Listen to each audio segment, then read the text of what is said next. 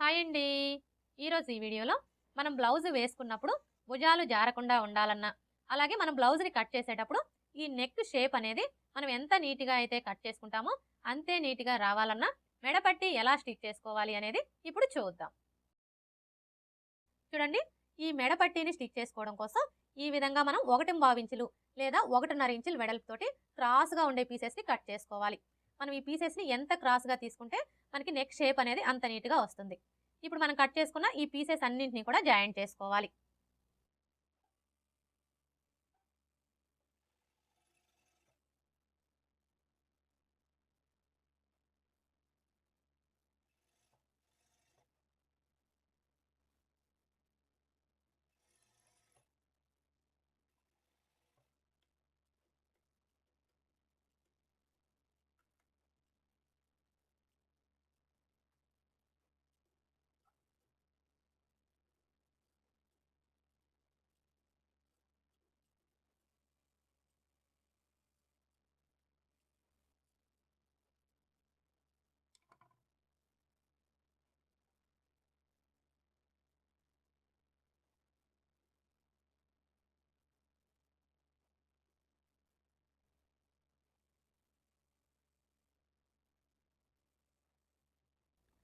చూడండి, మనం ఈ పీసెస్ని జాయింట్ చేసుకునేటప్పుడు ఈ ఖర్చులన్నీ కూడా ఒకే వైపుకి వచ్చేలాగా చూసుకొని జాయింట్ చేసుకోవాలి. ఇలా జాయింట్ చేసుకున్న తర్వాత ఇప్పుడు మనం ముందుగా స్టిచ్ చేసుకున్న ఈ బ్లౌజ్ పీస్ని తీసుకొని ఈ విధంగా పెట్టేసుకోవాలి. అంటే రైట్ సైడ్ వచ్చేసి పై వైపునకు ఉండేలాగా పెట్టేసుకోవాలి. ఇలా పెట్టేసుకున్న తర్వాత ఇప్పుడు ఈ మెడ పట్టి క్లాత్ని తీసుకొని ఇక్కడ చూడండి, మనకి ఒక వైపున ఖర్చు కనిపిస్తుంది కదా, ఈ ఖర్చు కనపడే వైపు వచ్చేసి ఇలా పై వైపునకు ఉండేలా చూసుకొని ఈ కాజా పట్టీ కంటే కూడా మనకి మెడ పట్టి క్లాత్ వచ్చేసి ఈ విధంగా 1/2 ఇంచ్ ఎక్స్ట్రా ఉండేలా చూసుకొని ఇక్కడ నుంచి స్టార్ట్ చేసుకొని 1/4 ఇంచ్ మార్జిన్తో స్టిచ్ చేసుకోవాలి. అలాగే మీరు ఇలా స్టిచ్ చేసుకునేటప్పుడు బ్లౌజ్ పీస్ని అస్సలు లాగకూడదండి. మీరు ఈ బ్లౌజ్ పీస్ని లాగినట్లుగా పట్టుకొని స్టిచ్ చేశారు అంటే ఖచ్చితంగా మనకి షోల్డర్స్ అనేవి జారిపోతాయి. అలాగే మనకి ఇక్కడ నెక్ షేప్ కూడా మారిపోతుంది అనమాట. అందుకని చెప్పేసి ఈ బ్లౌజ్ పీస్ని లాగకుండా స్టిచ్ చేసుకోవాలి. అలాగే మనం ఇలా స్టిచ్ చేసేటప్పుడు స్టార్టింగ్ నుంచి ఎండింగ్ వరకు కూడా మనకి ఖర్చు అనేది ఒకే వెడల్పుతో స్టిచ్ చేసుకోవాలి.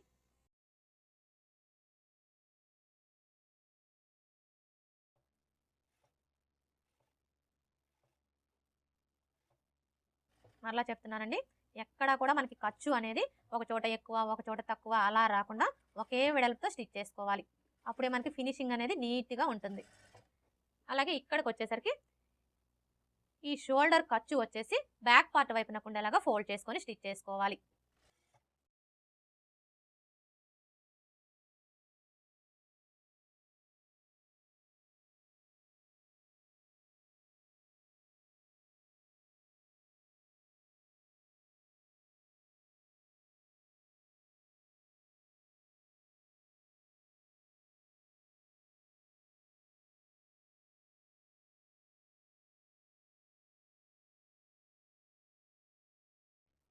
ఇక్కడికి వచ్చేసరికి ఈ షోల్డర్ ఖర్చు వచ్చేసి బ్యాక్ పార్ట్ వైపునకు ఉండేలాగా ఫోల్డ్ చేసుకొని స్టిచ్ చేసుకోవాలి.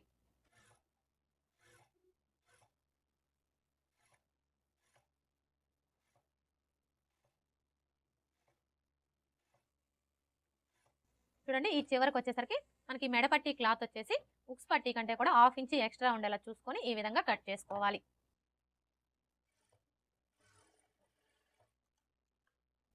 ఇలా స్టిచ్ చేసుకున్న తర్వాత మీరు బిగినర్స్ అయితే ఒకసారి ఖర్చుని చెక్ చేసుకోండి. చూసారా, మనకి స్టార్టింగ్ నుంచి ఎండింగ్ వరకు కూడా ఇలా ఖర్చు అయితే ఒకే వెడల్పుతో స్టిచ్ చేసుకోవాలి. ఇలా స్టిచ్ చేసుకున్న తర్వాత ఇప్పుడు నెక్ రౌండ్ చుట్టూ కూడా దగ్గరగా కట్స్ పెట్టుకోవాలి. మీరు ఇలా కట్స్ పెట్టుకునేటప్పుడు ఇప్పుడు మనం వేసుకున్న ఈ స్టిచ్ అనేది కట్ అవ్వకుండా జాగ్రత్తగా కట్స్ పెట్టుకోవాలి. ఇలా కట్స్ పెట్టుకుంటేనే మనకి నెక్ షేప్ అనేది నీట్గా వస్తుంది.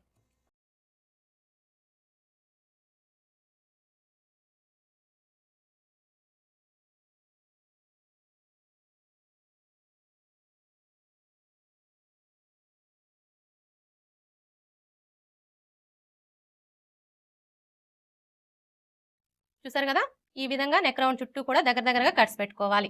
ఇలా కట్స్ పెట్టుకున్న తర్వాత ఇప్పుడు మరలా ఈ క్లాత్ని ఎలా ఫోల్డ్ చేసుకొని ఇంకొక స్టిచ్ వేసుకోవాలి. చూడండి, మీరు ఈ స్టిచ్ వేసుకునేటప్పుడు మెయిన్ క్లాత్ మీద పడకుండా స్టిచ్ చేసుకోవాలి. అప్పుడే మనకి ఫినిషింగ్ అనేది నీట్గా ఉంటుంది.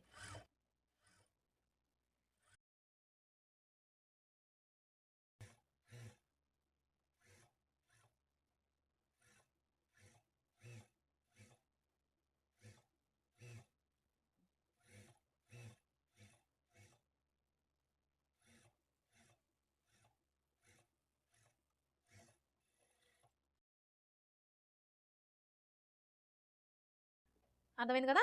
ఇలా స్టిచ్ చేసుకున్న తర్వాత ఇప్పుడు ఈ ఎక్స్ట్రా క్లాత్ని ఇలా ఫోల్డ్ చేసుకోవాలి. ఇప్పుడు మరలా ఇలా ఫోల్డ్ చేసుకోవాలి. చూడండి, మనం ఇలా ఫోల్డ్ చేసుకున్నప్పుడు మనకి మెడపట్టి వెడల్పు వచ్చేసి 1/2 ఇంచి ఉండేలా చూసుకొని, ఇక్కడ చూసారా మనకి ఆల్రెడీ స్టిచ్ కనిపిస్తుంది కదా? ఇప్పుడు ఇదే స్టిచ్ మీద ఇంకొక స్టిచ్ వేసుకోవాలి. స్టార్టింగ్ నుంచి ఎండింగ్ వరకు కూడా మనకి మెడపట్టి అనేది ఒకే వెడల్పు ఉండేలాగా చూసుకుంటూ స్టిచ్ చేసుకోవాలి.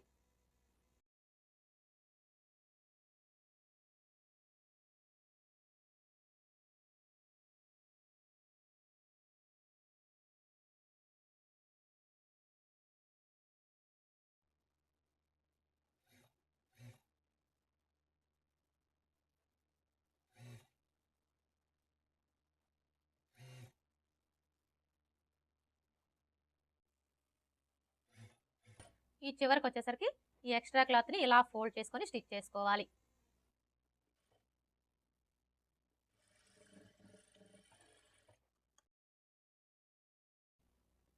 ఇప్పుడు ఈ ఎక్స్ట్రా క్లాత్ మొత్తం కూడా కట్ చేసుకోవాలి.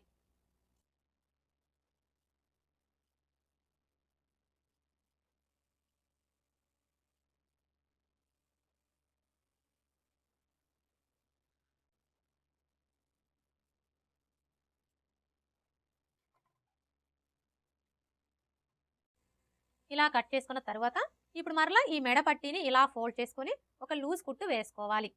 చూడండి, మీరు ఈ లూజ్ కుట్టు వేసుకునేటప్పుడు మరీ చివరనగా వేసుకోవద్దండి, మెడ పట్టీకి మధ్యలో స్టిచ్ చేసుకోవాలి.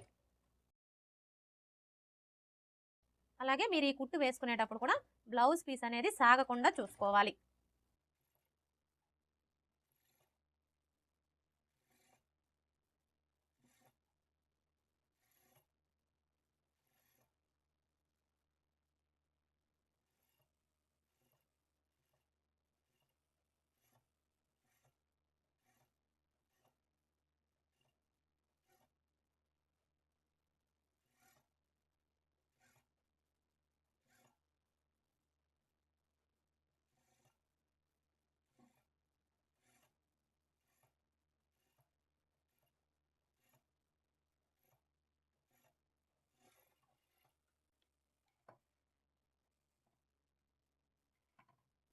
ఈ విధంగా లూజ్ కుట్టు వేసుకున్నాము అంటే హెమ్మింగ్ వేసుకోవడానికి ఈజీగా ఉంటుంది.